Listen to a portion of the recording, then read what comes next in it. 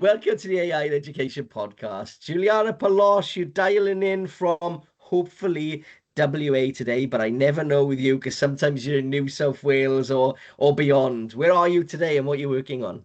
I'm in Wajuka country. I'm with the Noongar country in Burlo, in Perth. So really happy to be in WA. It's such a beautiful place. Not a very beautiful day today. It's been raining. And I've just No. learned that in Perth, we actually have 300 days of sun. And I was like, 300 days of sun. So that means not enough water. It's a beautiful day for everyone if you enjoy rain or not. So, yeah. Yeah, brilliant. And you've been on the podcast before when we've been speaking in university events and communities of practice. And I know you're very active in communities of practice around Australia. But for our listeners listening in, can you just give us a bit of an insight into your role, your current job, and the kind of work you're doing regarding AI and technology? I've got a very interesting journey, actually. I'm a primary teacher by trade. Oh, And fantastic. yeah, so I've really worked with kids for almost 20 years. This is probably my passion. I love working with them. I've just now have the privilege of working with grown-up kids. I'm working at a university. I'm working at ECU in Perth. And my journey for me to get here was it actually it's because of a student. I used to teach at IB schools, so International Baccalaureate. And in year 5, they have a project, pretty much like a PhD for kids. And they have to present this topic that they are passionate about based on research and based on everything. And this student was really a visionary. He came to me, we're talking about 11 years ago. This student came to me and said, no, 7 years ago, actually, Miss, I'm thinking about writing about AI in education.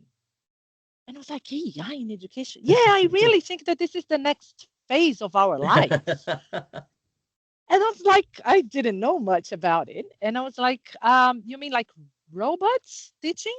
No, more than this. And I was like, oh my goodness. So he asked me to be his mentor because I've always been a little bit geek, kind of, Mm. well, I love technology. And he said, can you be my mentor? And I said, oh, of course. And then we started studying together. And I said, you know what? I think this is going to be big. So that's when I decided to write my research proposal because of this student who came up with this idea. Yeah, And I came wow. to, yeah, and I came to Australia to do my PhD in the University Where were of you before Wollongong. there then? Which country did you grow up and work in? I was in between Brazil and Chile. So I grew up Right. in Brazil. I'm from Brazil, but then I worked for 4 years in Chile in schools there as well. So Fantastic. yeah, having this kind of different perspectives and ideas of education in different countries is really a privilege. And I Yes. recommend everyone to do it. Yeah, no, absolutely. And you're doing so amazing work in Australia with the communities of practice and the verve and energy that you bring to all the conversations and the perspectives that you bring. And I think when we caught up last, it was at the launch of Women in AI in Australia, which was like the most phenomenal event. I think I was the only guy there, but it was such a privilege to be part of our launch meeting with so many amazing women. From my perspective, I've seen so many amazing female leaders leading such amazing projects in Australia and beyond with my work in my day job, but also just in the community and as part of the podcast. It's just phenomenal. So it was almost like a home from home for me when I was there, even though I was the only guy in session there. I think it was maybe one or two of us. There was so many amazing people from Lee Barrett. It's just the who's who of AI, really. Why did that come about? And what's the purpose of that entire venture? So interesting because I think that journey starts in the previous time that we met in Sydney as well, when we have Mm, that AI in education that we were talking about communities of practice as well. And when we had that event in the NBN, I don't know if you remember that's that. right. Yeah, Yeah. absolutely. So I was watching some of the presenters and the keynotes, and they were all male. Mm, And when you see in the audience, they were all female. And I was like, wow. what's happening here? I came to a person next to me, was Matt Esterman, and I said, Yes. Matt, can you see that? And he was like, oh my goodness, that's true.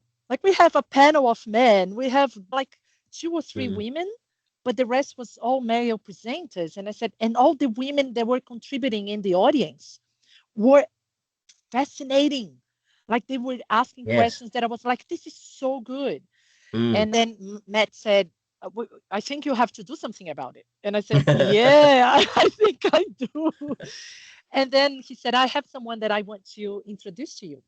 And he introduced me to Amanda Rose. Mm. And I said, Amanda, look, I've just been to this conference and that's what I saw. And she said, wow, we are on the same page. I see the same thing. You have to know someone else. And then she presented me to Nikki Mella. Brilliant. Yes. And the 3 of us got together on a call and we were like, look, we've got amazing thinkers, amazing women doing great work. Why are they not on the stage? Why are they not representing our kind of thoughts or our Mm. perspectives? And we were Absolutely. like, I don't know. Let's start something together. And that's when the idea came from. Yeah. So it started with just a conversation, like an observation. Yeah. And then you see like-minded people getting together. Say, that's true. Yeah. But if you don't call the attention for that, it's so normal for us that we don't really see that happening. Yeah. And I think even out of the AI sphere, I've noticed that a lot over the last several years when there's education conferences, because they're the main ones I go to, and you look at the speakers, and I'm always conscious myself, irrespective of what topic we're talking about, you get representation on a panel, but also that it's interesting to see the speakers throughout the day in the agenda, and I think it's up to everybody to make sure that we gather voices, not only of females in there, but also indigenous voices throughout the day of a program. And it is often lost. I've been at several events where you can sit there and people have just hurried an agenda together and you sit down and you look up and you realize there's a panel of men again and you're like, Yeah. really? I saw one yesterday at UNSW about cybersecurity. Somebody posted on LinkedIn or whatever, and I'm like, here we go again. So from your perspective, before we go into the Women in AI in Australia initiative and now people can join and what your goals are, what's the current state of representation of women in AI in Australia, do you think? I know it's a big question. It is, and it has a big answer as well, especially because we have recently, as the Organization of Women in AI, we partnered with a large university. I'm not sure if I can mention what university Yes, it yeah, is. absolutely. Okay, we'll say a large university. There we go. Yeah, And we wanted to kind of understand how women, so female users or women that identify themselves or people that identify themselves as women were using AI if they saw that it was different to the way the man was using. So this is kind of a will. So work integrated learning that this is a program that this right, university has. And we approached and we said we would like to be part of this program. And what we wanted was students to run the survey, run like a literature review and a survey for us to see if at the higher education sector, if we have any kind of difference between the perception of women using AI or men. right, And it's open for everyone, right? So right. they open Mm, for everyone that wants to be in this kind of project. And we had three students signing up to work with us. And great. we were like, oh, that's amazing. We thought there would be just one, and we Mm. had three. And when we saw 3 men, we were like, what? 3 men signed up to work with us, and we were like, okay, we can't say no, so let's do it. Yeah, yeah, I'll mention their names because I'm very proud of these 3 men. yeah, Ralph, brilliant. Dylan, and Blake. They worked for us and they wrote a beautiful literature review and they ran the survey. So Wow. what they did was they compiled some questions and they were supposed to be answered only by female students. And they said, oh, we just wanted to run for a week. Let's see what we get for a week because the scope of the project was really short. Like we didn't have a large deadline. And let's see how it goes. So they put the questions together. They analyzed the questions and they just finished their report. And it's just amazing what we Wow. found there. Is that just come up now recently? just now. Oh, wow. So there are some very interesting connections with research. So what they say with actual international literature, and what we had was 96% of our respondents cited privacy and ethics as a cause of gender gap. Right. 86% flagged ethical concerns as an obstacle to use AI. Wow. 89% worried about loss of creativity. 84% worried about over reliance. 71% reported no adequate institutional training. And 67% said fear or wrongful accusation prevents AI use. That's great, isn't it? Wow, that's really deep insight. Isn't Big, it big amazing? ticket items there. You know, the training elements, the ethics coming through, and that is specifically women's viewpoints. It was females that were interviewed, female students. Only female students, so Wow. in higher education. But there were two divergent topics that I Okay. thought was quite interesting, Hmm. because 90% of these students said that they are aware of the AI policy in their university, which actually goes against what research is saying, Yes. right? Yeah. It says like 5% of the students. We had 90% of these students saying that they know the policies and where to Wow. find them. And 82% said that they were confident evaluating AI accuracy. Right. So this is again against what research has been showing. Yes. Like, so that's Right. That is and one of the things, fascinating. yeah, I was really surprised by these responses, and I've been talking to some colleagues about them, and I was like, what? And one of the things that we agreed is that it's been really hard to study students, to get students to respond to things that we want them to give us, like the responses that we want from them. There are many reasons why it's been hard to reach them. Mm. And usually the studies that we have are not really anonymous. Sometimes they're interviews. These are anonymous. These were Mm. questions that, because we thought about using interviews and we said we might not get students coming to talk to us because they don't want to be identified that they're using AI. And that's Yes, something true. very, Yeah. very critical about women as well. Because what we have among women is that we have what we call a competence penalty among women. Competence penalties like when you are questioned about the use of AI.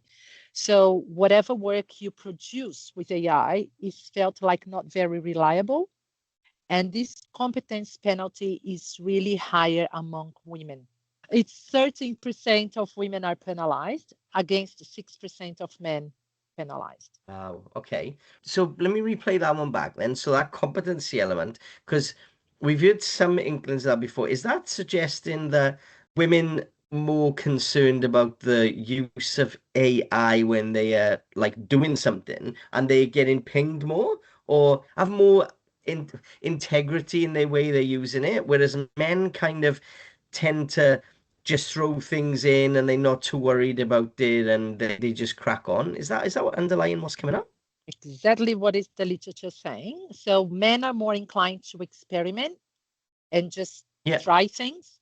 Women working with AI, they have different ways of using it. Mm, And the interesting thing is that one of the questions that we ran with these students was like, do you think that men and women use AI in different ways? And they were like, no. For answering the questions and you compare to the way it's usually yeah, used, they said, you do. They you just do. don't Yeah, figure yeah. out. Yeah, they Wow, don't that's know that they use fascinating, it in isn't a it? different way.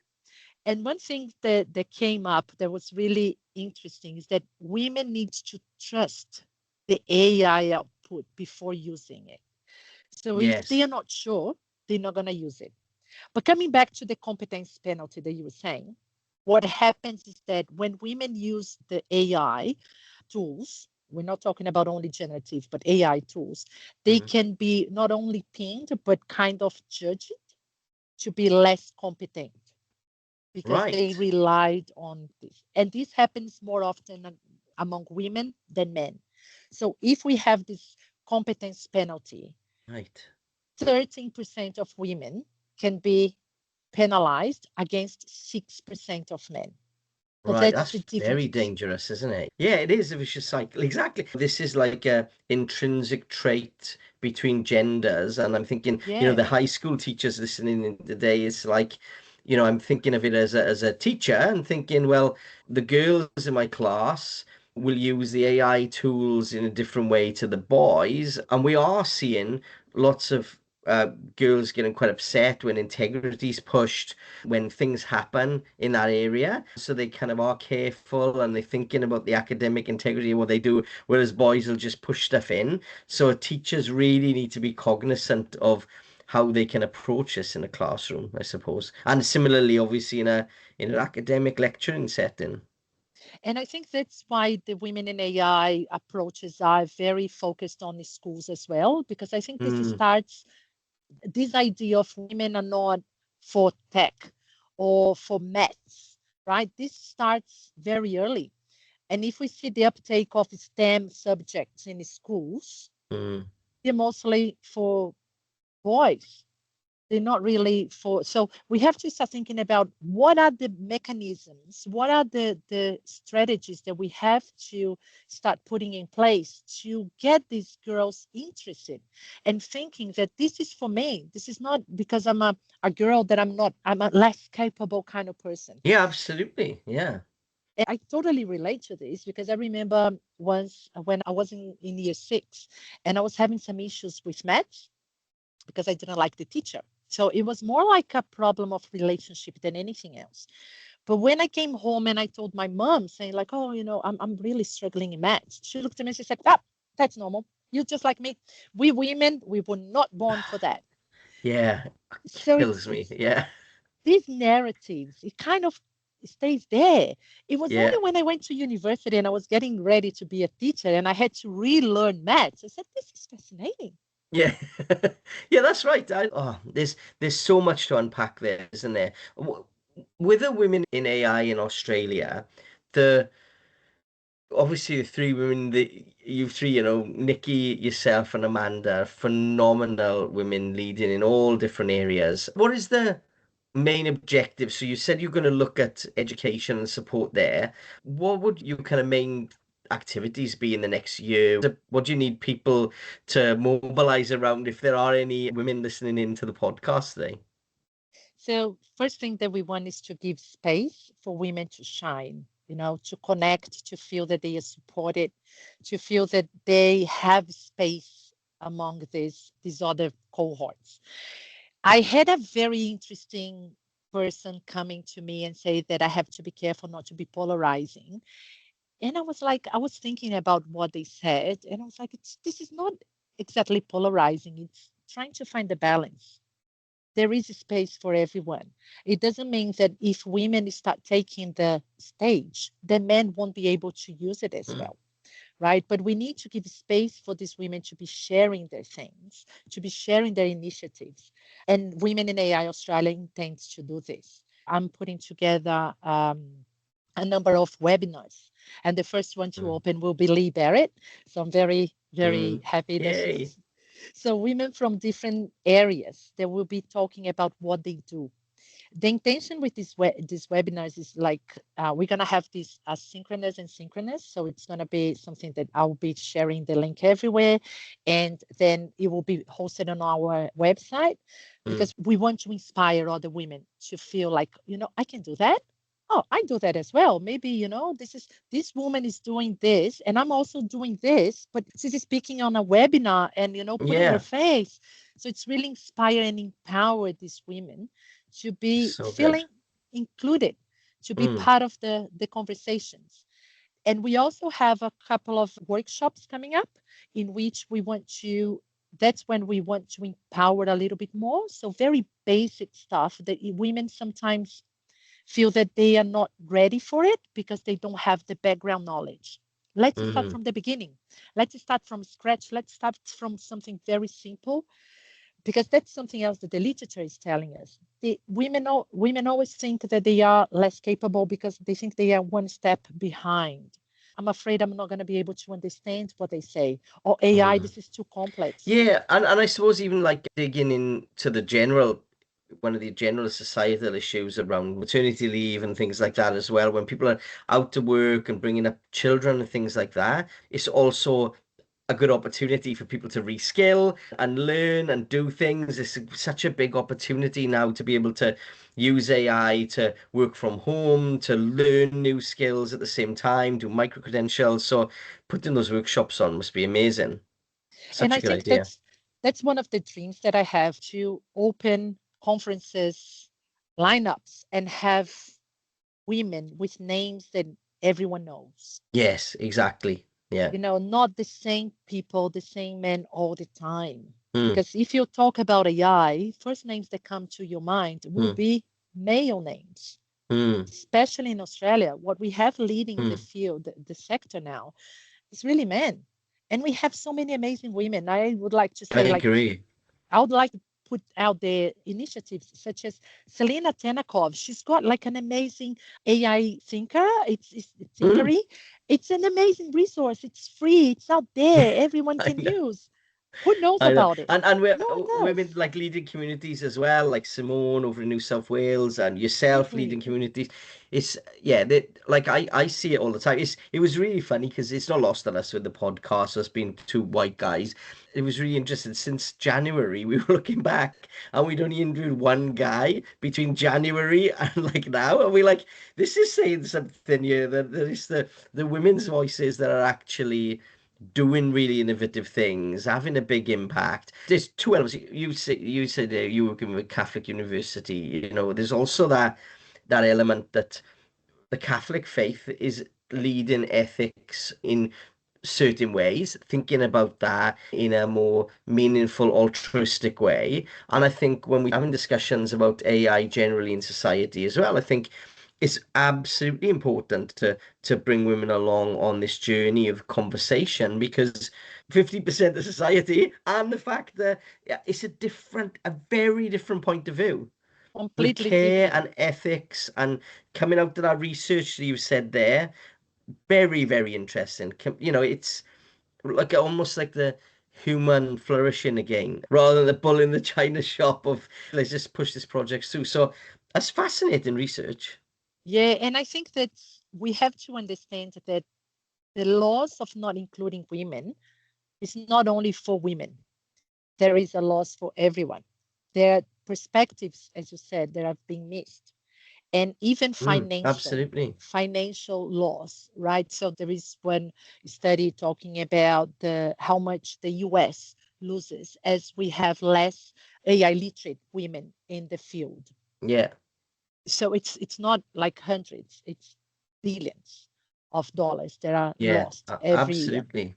And I'm not an expert in this. I'm listening to you and your stories here. It's a really important gap, area, focus point, whatever you want to call it. And obviously, the Women in AI Australia initiative is something that people should join up to. Can people just go onto the website Yep. and connect? And how Yeah. about and one of the things that we do in Microsoft, we've got a program called Women Rising, which is a really, really good program. If anybody's listening in and looking for something to do in commercial settings, and it was so good because I saw it in work. I even bought it for my partner in her role as like a present because the course is so good. It talks about your own personal branding and, Mm. confidence and meetings and all the history behind kind of discourse and things. It's really, really good and really professionally delivered.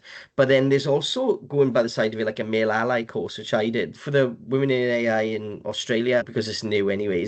Are you going to start thinking about how we can support men to be better allies in the workplace? That's so interesting, Dave, because I was just thinking about a story that happened at the beginning of this year. I went to a conference and I was looking at the balance, as we mentioned at the Yeah, beginning, like yeah, how yeah, many men, how many women, and yeah, it was yeah. perfect until the end. At the end, we had a panel of men, All right. and and then I was invited to go to this conference. I was like very hesitant to talk because I said I've been invited. I don't know, like all of these people are paying for this conference. Mm, But I raised my hand and I said, look, because they were data analysts and from different industries. So this was mostly industry focused, not so educational. And then I said, look, I would like to know your perspective on the bias that we have in algorithms Mm. in AI in general. What do you see? And then this guy looked at me and he said, what do you mean by that? And I said, Mm. can you give me an example? And I was like, is he testing me? Like, really? Yeah. And I saw the women kind of discomfort, like kind of getting this. And Mm. then I was like, look, I'll give you a very basic example. So you ask any AI to come up with an image of a doctor, right? It's been 3 years that I test the same thing, same prompt, same tool. Mm. And I asked for this image, and it comes up with a man on the image. And this year was a bit different because when I questioned back and said, why in 3 years you keep giving me a man image when I asked for a doctor? And the response for the AI was like, what makes you think that it's a man? And I was like, Mm. well, the beard, maybe I think I know what is a man, what is a woman. But I thought it was an interesting kind of Yeah. question, throwing it back to me. The man that was on the panel in this conference looked at me and said, I've never heard of this. I'll give it a try at Wow. home. And I was like, no. And the moderator kind of felt the tension. So thank you for your question. So do we have another question? A woman at the other side of the room said, excuse me, no, we're going to go back. I know you were to something Wow. else, but we Brilliant. need to address this. I don't know who the stranger is at the other side of the room, but I want to reinforce her question. I want to know everyone's opinion about. So she brought back the conversation that was kind of, Great. Yeah. and she came to me at the end. She said, was he for real? And I said, well, there are men That's that the don't know. problem. Yeah. Yeah. There's still men that don't know. And it's our responsibility to bring this up and to bring awareness, not to be angry. It may be like a symptom of some of the research you've done there because maybe the guys are landing in some of these roles because they are tinkerers and they are on the edge and they will sometimes think about things quickly and just think, oh, there's an idea in here I'm going to present on it. And then suddenly there are a lot of people who are now suddenly AI experts who didn't know Mm. anything about AI 10 years ago. Maybe that is one of the things to blame. The blokes have just gone out and picked this up and ran with it without really thinking. But it's good you pushed that because the AI, what's it, the AI bias girl online, Victoria Headland, and she's amazing because I've done a thing in my presentations where I do Danny Bowen with I say create a Squishmallow top trumps card of Danny Bowen with an I like a girl, Oh, and then Danny Bowen with a Y like a man. You know, one's pink, one's blue, one's like creative, the other one's kind of mathematical. It's like so stereotypical. It's horrible. But yeah, that's shocking that they didn't really think about the bias. yeah, but it does happen. And I think that Yes. it's our responsibility to bring this up because as I said at the beginning, if we don't call the attention for these things, they are Yeah. the normal, right? They are what we have every day. Yeah. So we just let it go. So Yeah, no, that's the absolutely. our biggest goal is just to bring awareness, to show people that it's not we're not supposed to just stay in the crowd and in the audience. We have Absolutely. We've got to space call on it. the We stage. have to call it out, yeah, whether it's, so I think that's definitely one takeaway, and I'll keep doing that myself as well. I've always tried to do that. For a young woman listening to the podcast today, whether it's an early school teacher or somebody in education or somebody in IT or early career, what was your advice be if they're finding AI tools exciting but intimidating? What would your kind of advice be to those listeners? I think I always tell people to do what I did, model, and ask them to be your mentor or follow what they do. I try my best. For example, this is something that we recommend in universities as well.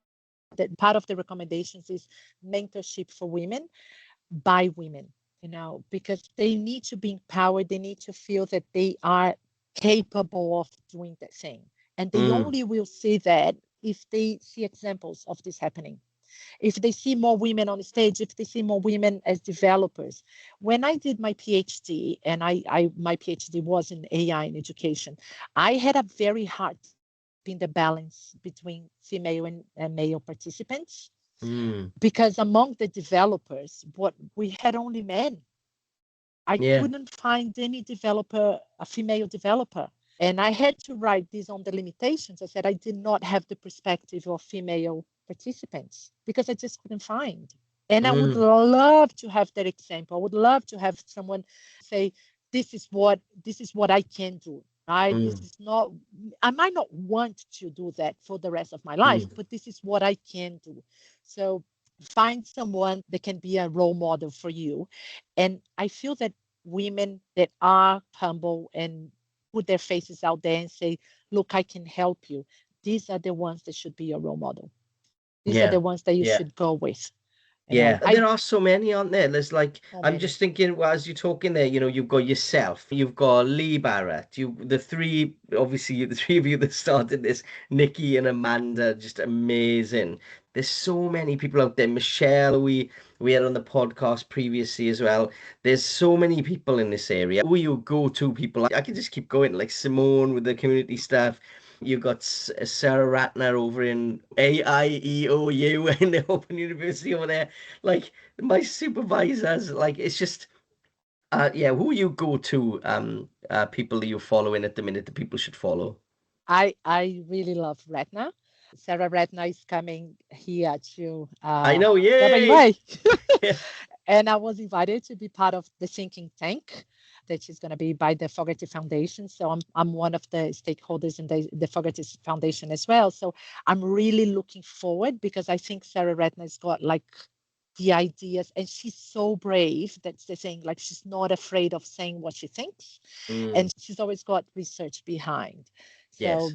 that's something else. Like I really trust the ones that read.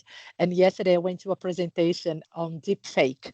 And the presenter, I asked the presenter, oh, how long have you been in this area? And he said, oh, deep fakes. And I said, oh, AI in general. Oh, since the beginning. And I said, what is, he looked very young. And I was like, what is since the beginning? And then during his presentation, he said, I've been studying AI for 3 years. And I'm like, oh my Yeah. goodness. Yeah. Is that the Yeah. beginning? Like, I know. Yeah. really? So that's what he said. There are lots of experts. Be sure to get to the ones that are really research focused. Leslie Lobo, for example, is another one that Oh, I she's look amazing, up isn't to. she? Yeah. She's there since the And beginning. she's done amazing work around, if people are listening and around research and things, she's done amazing work on digital inclusion, digital technologies. So she's done a lot of work around that. And it lends itself as well to AI and inclusion and Yes. equity. It's like Yeah. her work's amazing. Yeah. There's so much good practice out there. And Juliana, thank you again for jumping on the podcast today. We'll put the show notes for the website and how people can join and support women in AI in Australia, because obviously the more voices we've got, when we all play, we all win is the kind of motto. Thank you for leading the good charge and fighting the good fight with your colleagues as well, and whatever we can No, do thank to you. support Thank you. your vision and membership, then let us know. I really would like to encourage people as well to connect through LinkedIn as well. This is the Yes. social media that I use most often. And I think that's we still I follow the people that I really like in there. And I kind of replicate what I think it's useful. Mm. It's different because my husband says that LinkedIn is not useful for him anymore. I still think that I'm following the right people because it's still very useful for me. Yeah, So same as me, yeah. so please make sure that you have the right people to be replicating the right content and not things that, Mm. are just And produced by AI. and call stuff out as well, because I know like somebody in our network called out Microsoft at one point, because we did a global course. So this is an interesting example as well. Microsoft did a global course about supporting women in AI. And it was a very sensitive subject because people want to do the best and do these things.